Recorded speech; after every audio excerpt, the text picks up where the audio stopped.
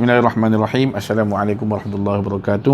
Bertemu lagi kita pada siri yang seterusnya, syarahan kitab Al-Zakhirah Al-Musharrafah karangan Al-Habib Umar bin Muhammad bin Salim bin Hafidh. InsyaAllah pada kali ini kita akan masuk dalam tajuk yang ketiga, iaitu Furudul Wudu Sittatun. Fardu wudu ataupun rukun wudu ataupun perkara yang wajib dilakukan ketika wudu itu ada 6 perkara. Sebelum kita masuk tentang furudul wudu ataupun perkara yang wajib dalam wudu ini, kita kena ketahui bahawa 6 perkara ini telah sabit ataupun telah ditentukan oleh dalam syariat kita bersandarkan kepada ayat Al-Quran. 4 perkara bersandarkan kepada Al-Quran dan 2 perkara bersandarkan kepada hadis Nabi SAW. Di dalam Al-Quran, Allah SWT berfirman dalam surah Al-Ma'idah ayat ke-6, A'udzubillahi minasyaitonirrajim. Ya ayyuhalladzina amanu idza qumtum ila sholati faghsilu wujuhakum wa aydiyakum ila al-marafiqi wamsahu bi ru'usikum wa arjulakum ila al-ka'bain.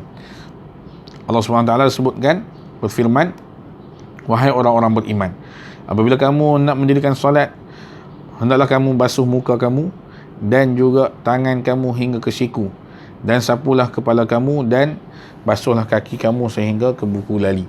Itu berdasarkan kepada ayat Al-Quran. Dan 2 lagi berdasarkan kepada hadis Nabi, iaitu niat dan tertib.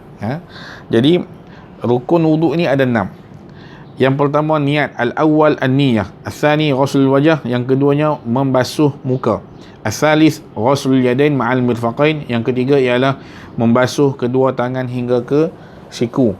Ar-rabi', yang keempat, mashu syai' minar ras, menyapu sebahagian ataupun sesuatu daripada kepala. Al-khamis ghuslul rijlain ma'al ka'bain, membasuh kedua kaki sehingga ke buku lali. Dan yang keenam at-tertib. As-sadis, yang keenam at-tertib, iaitu tertib mengikut turutan yang telah disebutkan. Jadi secara ringkasnya, yang pertama rukun wudu, fardu wudu ialah niat. Niat itu di dalam hati, kita menyebutkan, kita niatkan, sama ada dalam bahasa Arab atau bahasa Melayu ke, tak ada masalah. Dia sebutkan, sahaja aku mengambil wudu, sahaja aku mengambil fardul wudu. Dalam bahasa Arabnya, nawaitu wudu lillahi ta'ala, nawaitu fardul wudu lillahi ta'ala. Ataupun kita niatkan, nawaitu raf'al hadathil asghar, sahaja aku mengangkat hadas kecil lillahi ta'ala. Niat ini di dalam hati, dan tempat niat, waktu niat, iaitu ketika membasuh muka. Apabila kita ambil air, kita basuh je muka, air sampai ke muka, terus kita niat. Terus masa itulah waktu niat. Jangan kita niat sebelum air sampai ke muka. Kalau kita niat sebelum air sampai ke muka, itu tidak dikira. Yang dikira ialah apabila air sampai ke muka, kita niat, itu sudah sah wudunya. Kalau niat sebelum air sampai ke muka, tidak sah. Yang kedua rukun wudu ialah membasuh muka. Membasuh muka, had muka ataupun kawasan muka itu ialah daripada tempat tumbuh rambut.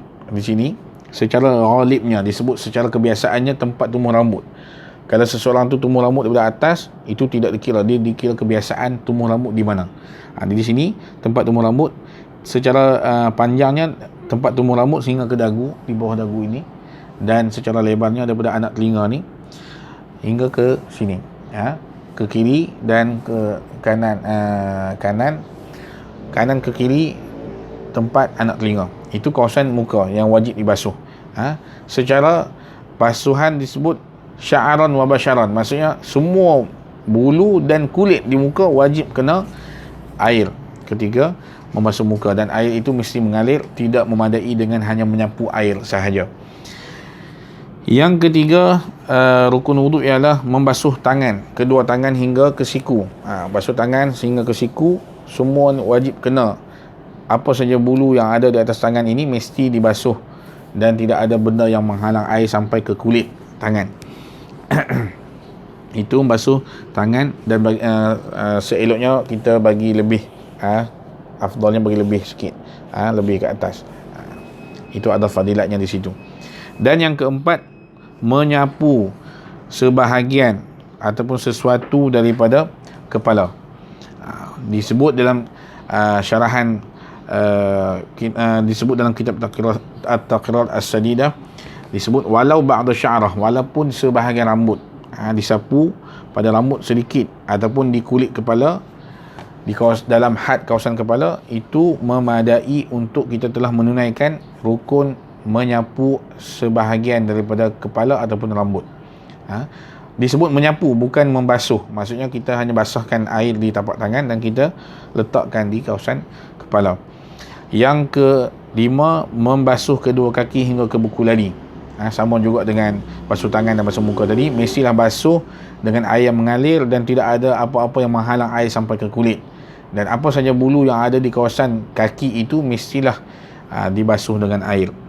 Dan yang terakhir ialah tertib. Tertib ini ialah susunan, turutan. Maksudnya turutan yang disebutkan tadi, awalnya niat, keduanya basuh muka, basuh tangan, sapu kepala dan kaki, itu mesti diikuti. Tidak boleh ubah kedudukan susunan tersebut. Jadi itu yang dimasukkan dengan tertib. Itu berkenaan dengan furudul wudu ataupun perkara-perkara yang wajib dilakukan ketika wudu. Wallahu alam, kita akan jumpa dalam siri yang seterusnya berkaitan dengan syurutul wudu, ada 8. Sekadar itu sahaja pada siri ini. Kita akan bertemu lagi pada siri yang akan datang, insya-Allah.